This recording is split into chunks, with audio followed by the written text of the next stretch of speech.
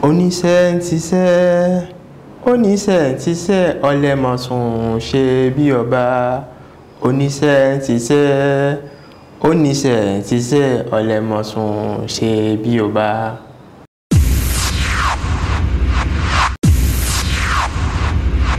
S'ils sont nombreux à passer de très bons moments de vacances quand ils rentrent au pays, il n'est pas non plus négligeable l'effectif de nos compatriotes de la diaspora qui, une fois sur le terre natal, s'adonnent à des activités qui sont de grande importance pour eux à la réalisation de leurs projets. Au nombre de ceux-ci figure mon invité du jour, Lukman Lanian, un homme très engagé pour la cause des personnes handicapées. Lukman Lanian, bonjour. Bonjour Madame Tosso. Chers téléspectateurs, bonjour et bienvenue dans Diaspora en live. Monsieur Lukman Lanian, mes téléspectateurs aimeraient vous connaître davantage. Vous êtes un béninois de la diaspora, vous êtes en France depuis une dizaine d'années. Qui êtes-vous concrètement? Je m'appelle Lukman Lanian, je suis entrepreneur, chef d'entreprise et également enseignant.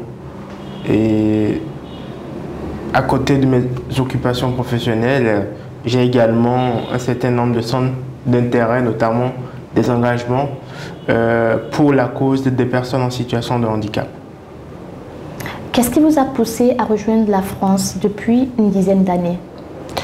Tout d'abord pour y poursuivre mes études, puisque au Bénin, j'ai fait des études en sciences juridiques, puis spécifiquement en sciences politiques. Et après ma maîtrise à l'UAC, à la faculté de droit et de sciences politiques de l'UAC, j'ai fait le choix, j'ai pensé qu'il était judicieux, que j'avais encore la capacité d'aller m'enrichir intellectuellement ailleurs. J'ai fait le choix de la France, donc pour aller poursuivre mes études et développer mes compétences. Et en France, vous avez fait quoi? En France, j'ai fait des études, j'ai continué toujours dans la droite ligne de ce que je faisais au Bénin, mais dans un champ un peu plus spécifique. Je suis diplômé en relations internationales, d'accord? Et par la suite, j'ai fait le choix de construire un profil plutôt d'une personne qui travaillera plutôt en entreprise que pour des organisations internationales ou des gouvernements. Et à la fin, comment est-ce que vous avez pu frayer votre chemin? À vrai dire, il faut dire que depuis toujours, je savais ce que je voulais faire. Même avant d'avoir mon baccalauréat, je savais que je voulais faire. Mon plus grand rêve, c'était de devenir diplomate. Et pour devenir diplomate, le parcours, c'est d'abord de faire des études en droit, d'accord, notamment à l'UAC, et par la suite de poursuivre avec une spécialisation dans le domaine des RI ou de la diplomatie. Donc j'ai toujours poursuivi ce rêve-là qui est pour moi une passion parce que j'ai toujours été passionné par l'actualité internationale, suivre ce qui se passe ailleurs. Donc pour moi, le choix de mon parcours, de comment est-ce que j'évoluais dans mon parcours universitaire ne me posait aucun problème parce que je savais vraiment là où je voulais finalement y aller. Oui, et quand vous avez fini vos études en France, comment est-ce que vous avez pu vous insérer dans le système? Tout d'abord parce que ça n'a pas été facile, comme je pense que vous vous en doutez bien, mais avec force, la force de l'abnégation, de l'envie d'avancer, d'accord, j'ai continué, j'ai tapé des portes, je me suis battu pour me faire ma place, pour mériter ma place, ce qui m'a permis de travailler dans un certain nombre de grands groupes en France, d'accord.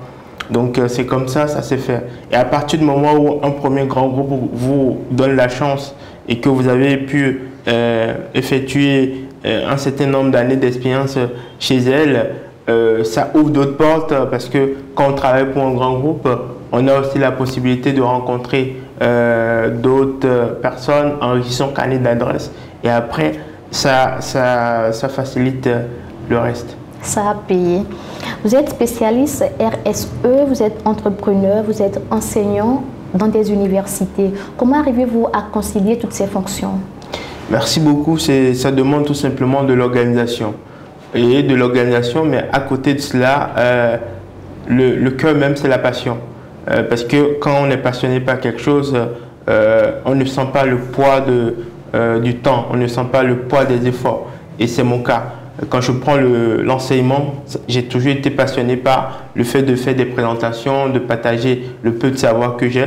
Et aujourd'hui, depuis 3 ans, j'enseigne dans des universités, des écoles de management en France. Et à côté de cela, je suis consultant. Et donc, j'accompagne des entreprises à mettre en place leur politique RSE.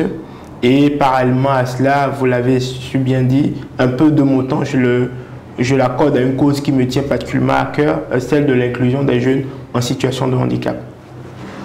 Avoir toutes ces responsabilités, est-ce qu'il vous arrive d'avoir un bout de temps pour vous-même? Il arrive d'avoir un bout de temps pour moi-même, mais c'est vrai que ces 3 dernières années ont été un peu rudes parce que vous savez, quand vous avez été salarié, ce n'est pas la même approche d'organisation que lorsque vous mettez en place votre propre initiative. Et là, à la fois j'ai mon entreprise, mais également j'ai l'association qui est une structure à but non lucratif, donc je ne gagne rien avec l'association. Et donc ça nécessite de l'organisation. Et au cours de ces 3 dernières années, c'est comme un petit bébé. Lorsque le bébé naît, on ne le laisse pas commencer à marcher tout seul. Il faut prendre soin de lui, il faut vraiment lui donner de l'attention. Donc ces 3 dernières années, je peux dire que j'ai très peu eu de temps pour moi-même. Néanmoins, j'arrive quand même à trouver des laps de temps pour m'amuser. J'ai quelques centres de distraction, quelques sujets de distraction, des sujets qui me passionnent, qui me donnent envie qui me permettent de m'évader un peu. En parlant de distraction, à quoi vous vous adonnez? Principalement, en termes de distraction, on peut évoquer le fait de suivre des documentaires. On peut considérer que ce n'est pas une distraction à proprement parler, mais pour moi c'est une distraction parce que ça me permet à la fois de regarder la télé. La télé c'est une distraction, mais en apprenant. Parce que ça me permet d'apprendre sur des sujets que je ne connaissais pas ou d'aller en profondeur sur des thématiques que je connaissais en surface. Mais à côté des documentaires, nous avons également la PlayStation. Moi, je suis un grand gamer. J'adore jouer et que je sois à Cotonou ou que je sois à Paris, j'ai dans les 2 endroits une console de jeu. Et les soirs, je me donne quand même 1 heure, 2 heures de temps parfois, surtout les week-ends, pour pouvoir jouer parce que je suis un grand casanier et donc quand je suis à la maison, je prends le temps de le faire. Et le dernier point vraiment, et là c'est chaque dimanche, c'est vraiment un rituel. Certes, je suis très jeune, mais je suis très passionné par la musique classique qu'on appelle encore autrement la musique folklorique Yoruba. Je suis d'origine Yoruba et cette manière de chanter qu'on appelle au Nigeria le akpala, c'est vraiment un rythme que j'affectionne beaucoup parce que c'est au-delà de la musique, c'est une école de vie, c'est une philosophie et quand je l'écoute chaque matin, généralement chaque dimanche, à partir de 8h jusqu'à 13h, je ne fais qu'écouter ça, je danse un peu au salon tout seul et ça me permet vraiment de m'évader et de reprendre un peu d'énergie. Est-ce que vous avez la musique? Je peux avoir quelques sons avec vous parce que là, vous allez me prouver tout à l'heure comment vous dansez dans votre salon. Je voudrais bien savoir. Ça serait pour une prochaine fois. Avec grand plaisir, même prochaine fois. D'accord. Contrairement à vos frères de la diaspora qui, une fois sur leur terre natale au Bénin, ça donne à des activités de distraction. Vous, particulièrement, vous avez été pris durant tout votre séjour. Pourquoi? Parce que depuis, certes, je suis parti du Bénin depuis une dizaine d'années, mais depuis 4 ans, je ne rentre plus au Bénin pour des séjours de vacances. Je rentre au Bénin pour vraiment des séjours professionnels. Soit c'est que j'ai une mission de consulting sur le terrain, donc je dois aller au nord ou aller voir des partenaires. Soit c'est que je dois suivre une activité de mon association. Donc réellement, pratiquement à 90% du temps, depuis 4 années, quand je rentre au Bénin, c'est pour mener des activités professionnelles. Et après, comme on le dit si bien, j'essaie de joindre l'utile à l'agréable. Et puisque j'ai une partie de ma famille qui réside encore ici, c'est l'occasion aussi de passer un peu de temps avec elle. Est-ce que vous avez eu à rencontrer des difficultés tout au long de votre parcours? Avoir votre background, avoir votre situation, quelles ont été les différentes difficultés que vous avez rencontrées tout au long de votre parcours et comment aviez-vous pu les surmonter? Merci beaucoup Madame Tosso, c'est une judicieuse question et très belle question que vous venez de me poser par rapport aux difficultés des jeunes en situation de handicap dans notre pays. Tout d'abord, les difficultés ne manquent pas pour les jeunes en situation de handicap. Maintenant, revenons à moi. Pour ce qui me concerne, oui, j'ai eu des moments difficiles, j'ai eu des difficultés quand j'étais au Bénin, notamment quand je prends le cas plus jeune au collège ou à l'école, ou parce que je suis différent, j'ai une mobilité réduite, je porte un handicap moteur. Forcément, il y a des enfants parfois qui de mauvaise foi se moquent de leurs camarades un peu différents d'eux.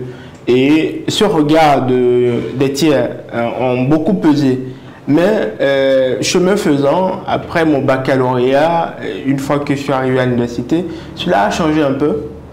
Même si le début, même à l'université, n'a pas été facile. Puisque le début à l'université, j'avais vraiment des difficultés à trouver de la place, par exemple, quand j'allais en amphi. Parce que vous n'êtes pas sans savoir que quand on fait la première année en sciences juridiques, les salles, les amphis sont vraiment pleines. Donc, j'avais des difficultés. Et ce n'est qu'après un mois de cours que, suite à un exposé que j'ai présenté avec brio, où j'ai même eu un petit surnom de la part de mon enseignant, le professeur Corneille Zanou. Automatiquement, dès le lendemain, quand j'entrais dans la salle, moi à qui on n'avait pratiquement aucune place à donner, qui m'obligeait à m'installer au fin fond de l'amphi, systématiquement, il y avait toujours 3 ou 4 personnes qui me proposaient « Viens t'asseoir à côté de moi, viens t'asseoir à côté de moi ». Et ça s'est fait comme ça durant les 4 années à l'université à l'UAC. Donc pour résumer tout simplement, des difficultés, oui, j'en ai rencontré, d'accord. Mais ce que j'ai essayé de faire, c'est de ne pas m'attarder sur ces difficultés-là, parce qu'au fond de moi, j'étais persuadé que j'avais quelque chose que je pouvais apporter à la société, et j'ai bénéficié d'un soutien sans faille, notamment de ma mère, qui, depuis mon enfance, ne m'a jamais caché dans la réco parce que je suis en situation de handicap, mais m'a toujours soutenu pour que je puisse aller le plus loin possible dans mes études et pouvoir favoriser par la suite mon insertion professionnelle. Et sur le plan professionnel, vous avez rencontré des difficultés? Au Bénin, oui, mais en France, moins de difficultés. Au Bénin, oui, parce que encore au Bénin, quand on voit une personne en situation de handicap, on pense plutôt à l'incompétence, l'incapacité. D'accord? On ne pense pas qu'une personne en situation de handicap peut même parfois faire beaucoup mieux qu'une personne qui n'est pas en situation de handicap. Par contre, en France, c'est un peu différent. Parce qu'en France, il y a un cadre légal qui existe. C'est-à-dire, il y a des lois qui encadrent ce qu'on peut faire et ce qu'on ne doit pas faire à l'endroit des personnes en situation de handicap. Et ça n'existe pas uniquement en l'air, c'est vraiment appliqué. Donc quand vous discriminez une personne en situation de handicap, elle peut porter plainte et vous êtes lourdement sanctionné.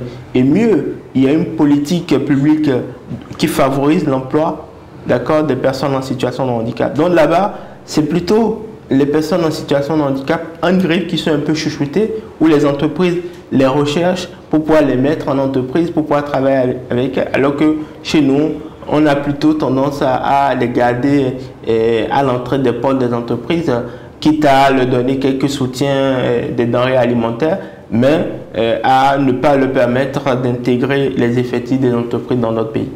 En parlant de cela, vous devez être très fier de la récente adoption des différents tests à l'endroit des personnes handicapées au Bénin. Quel regard portez-vous à l'endroit de cette avancée du Bénin? Bien sûr, fierté, vous avez vraiment raison de le dire.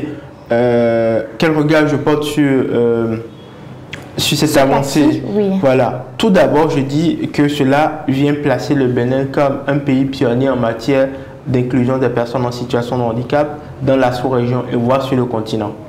Et c'est l'occasion pour moi de dire bravo, de féliciter notre chef de l'État pour avoir pris des engagements le 31 décembre, parce que moi, j'ai suivi, il y a eu une émission télévisée dans son jardin le 31 décembre 2022, où il a pris un certain nombre d'engagements à l'endroit des personnes en situation de handicap, et il faisait comprendre que l'année 2023 sera l'année des personnes en situation de handicap. Et donc, le 21 juin dernier, on a, comme un peu au Vatican, perçu la fumée blanche au niveau de la Marina, la fumée blanche de l'inclusion, puisque 5 décrets d'application de la loi de 2017 ont été adoptés. C'est l'occasion également de remercier notre ministre de tutelle, la ministre Tony Foley, parce que sans son engagement fort sur ce sujet, on n'aurait pas peut-être eu le résultat qu'on a eu la semaine dernière. Voilà, donc pour moi, vraiment, c'est une avancée majeure et qui place le Bénin en pôle position sur la question d'inclusion des personnes en situation de handicap. Et c'est avec beaucoup de fierté que durant mes prochains cours qui portent sur le handicap en entreprise, je pourrais citer l'exemple de mon pays comme un des pays africains où vraiment le cadre légal est assez structuré pour pouvoir favoriser l'inclusion des personnes en situation de handicap. Quel message aviez-vous à l'endroit de vos jeunes frères qui sont dans la même situation que vous et qui pensent que l'espoir est perdu? Le message que moi j'ai, ce message il ne sera pas uniquement à l'endroit des jeunes en situation de handicap. Je vais faire un message à l'endroit de deux grandes catégories de personnes. D'abord, les personnes en situation de handicap, notamment les jeunes, mais également le grand public. Tout d'abord, à l'endroit des jeunes en situation de handicap, je voudrais leur dire que le handicap n'est pas une fatalité. Le handicap n'est pas forcément un frein. On peut transformer son handicap en moteur pour pouvoir avancer. Mais pour cela, il faut le vouloir. D'accord? Et le petit regard que j'ai sur la question du handicap au Bénin, c'est que parmi nos jeunes, il y a une bonne majorité qui est encore fataliste dans l'esprit. Il faut qu'on dépasse cela et qu'on se dise on le peut. Maintenant, on va se battre pour pouvoir y parvenir. Pour le grand public, je veux pouvoir leur dire tout simplement qu'ils ont l'obligation de porter un regard nouveau sur le handicap. Parce que la thématique du handicap ne concerne pas que les personnes en situation de handicap, car nul n'est à l'abri du handicap. Cela peut survenir à n'importe quel moment. Et pour moi qui travaille sur le sujet, il y a énormément de personnes en situation de handicap qui ne sont pas conscientes de leur situation. Parce que tout simplement, par handicap au Bénin, on perçoit uniquement le handicap visible, notamment les personnes handicapées moteurs, les personnes handicapées visuelles, auditifs. Ouais. Alors que la thématique du handicap, c'est vraiment un sujet large, d'accord, et dense. Et donc, pour cela, parce qu'on est tous concernés par le sujet, puisque si on n'est pas encore enterré 5 mètres sous pied, le handicap peut survenir à n'importe quel moment. Donc, j'invite vraiment chacun à œuvrer au quotidien pour porter un regard bienveillant à l'endroit des personnes en situation de handicap et pour ce qui concerne les chefs d'entreprise, à davantage ouvrir les portes aux talents en situation de handicap. Avant de vous laisser partir, j'ai bien envie d'entendre cette belle voix sous une petite mélodie, une chanson que vous allez nous fredonner.